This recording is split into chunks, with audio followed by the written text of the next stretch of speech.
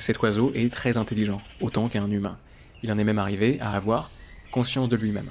Notre oiseau, lui, est attelé à des considérations autrement plus dramatiques. Il est conscient de lui-même, certes, mais il est surtout conscient d'être le dernier membre de son espèce. Parce que cette forêt n'a pas toujours été une forêt. Autrefois, on appelait cet endroit le désert de l'ombre des pluies, une vaste étendue sèche située sur la face abritée des montagnes d'une ancienne ceinture tropicale de Serena. Et les temps ont changé. Et là où ne se dressaient autrefois que quelques arbres rabougris, secs et fendus, plantés dans une terre aride, sortent de terre depuis quelque temps des arbres immenses, bordés d'une végétation luxuriante, chaude et humide. Les changements climatiques drastiques de la région ont bouleversé l'écosystème du désert de l'ombre des pluies, qui n'a plus rien de désert, mais tout de l'ombre et de la pluie.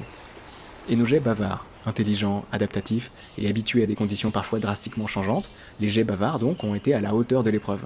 Ils se sont adaptés, encore et toujours. Ils ont changé leurs habitudes sans avoir besoin d'attendre que l'évolution fasse son boulot.